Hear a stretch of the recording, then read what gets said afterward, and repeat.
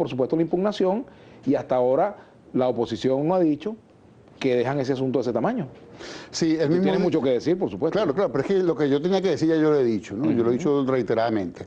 La primera de las cosas es que el propio día de la elección yo le solicité a los candidatos y se lo informé al país nacional, que lo iba a solicitar yo directamente al Consejo Nacional Electoral, que se hiciese una ampliación de la auditoría de verificación ciudadana al 100% de las cajas, para efectos de que, como la diferencia era tan poca, se verificara que en el resto de las cajas no había ningún gato por liebre, ¿no? Ningún gato por liebre, y que eso se correspondía con la voluntad del elector, con el ánimo de generar confianza y con el ánimo de darle tranquilidad a las partes, tanto el comando de Capriles como el comando de Maduro. Inmediatamente ambos comandos dijeron que sí, que ellos están de acuerdo con eso y que querían participar en esa auditoría, y el Consejo Nacional Electoral la convoca unos días después, sin incluir los cuadernos de votación que días después Capriles solicita que se incluyan en los cuadernos de votación.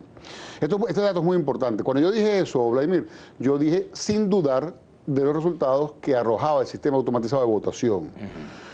Días después, en entrevistas que me hicieron también en televisión, yo manifestaba que yo no tenía ningún indicio para dudar de los resultados, lo cual no quiere decir que no haya que profundizar en la investigación y en las auditorías, porque bueno, hay una impugnación, hay un reclamo, hay un anuncio formal de un candidato que no es cualquier cosa, de un candidato presidencial que representa a la mitad del país, porque una diferencia de 200.000 votos en un universo electoral de 19 millones de electores es nada, claro. Eso no es nada. Ahora, pero fíjate que el Tribunal Supremo de Justicia a estas alturas todavía no se ha pronunciado. Extrañamente, una cosa que ¿A qué piensas tú de eso? Porque la primera cosa que tendría que hacer el tribunal es decir admito o no admito ese recurso, porque no ha decidido ni siquiera admitirlo todavía, ¿no? Entonces una cosa extraña, entre otras cosas porque hay sobras razones para admitir ese recurso, pero bueno, sin embargo, es un tema de otro poder público.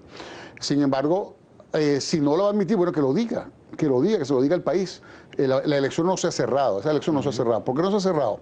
Por dos cosas. Primero, porque hay una impugnación. Y segundo, porque los procedimientos planificados por el propio Consejo no han concluido.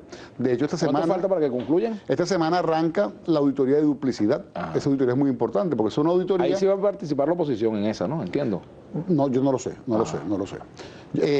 La oposición estuvo participando en el repliegue de data, y sin embargo hubo ahí unos inconvenientes que hizo que dejara de participar, unos inconvenientes que tenían que ver con acuerdos en materia de la forma como se iba a llevar a cabo ese procedimiento de repliegue de la data, para poder hacer la auditoría de duplicidad. En todo caso, esa auditoría de duplicidad arranca este lunes, y en esa auditoría de duplicidad, que debe durar más o menos unos 50 días, permite saber si alguien votó más de una vez y permite saber si alguien votó por alguna persona que está fallecida. No, eso es muy importante. Porque el cuestionamiento de Capriles no es al sistema automatizado de votación, no es de que me alteraron los votos. El cuestionamiento que hace el comando de Capriles es sobre la legitimidad de los electores. Es decir, si solamente votaron quienes están autorizados a votar. Y esa duda razonable, como toda duda en materia electoral, porque un candidato tiene derecho a dudar, más allá de eso, de los resultados de la auditoría, esa duda razonable está resuelta para las elecciones que vienen en diciembre. Bueno, es que esa duda razonable parte del principio siguiente, que es que dentro del registro electoral había un conjunto de personas que habían fallecido, no habían sido depuradas del registro electoral, y eso es cierto, y prueba de que es cierto es que ahora para el 8 de diciembre, para esa elección, se depuraron 120.000 personas. Suficiente, ya es todo lo que había.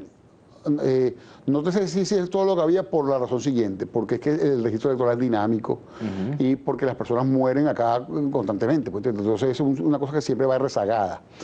Pero hubo una depuración importante de 120.000 personas que estaban en el registro electoral para el 14 de abril y ahora fueron depuradas para el del 8 de diciembre. Eso le da pie al comando Simón Bolívar, al comando de Capriles, a hacer una impugnación. Esa impugnación, yo siempre parto del principio de que todo el mundo es inocente hasta que se demuestre lo contrario. Es decir, no hay por qué asumir que el resultado electoral de que anuncie el Consejo Nacional Electoral no es el correcto y no es el adecuado, razón por la cual yo reconozco el triunfo de Nicolás Maduro. Yo asumí y reconocí públicamente el triunfo de Nicolás Maduro, porque esa elección y ese resultado que anuncia el CNE es el que es hasta que no se pruebe lo contrario. Hasta que no se pruebe lo contrario.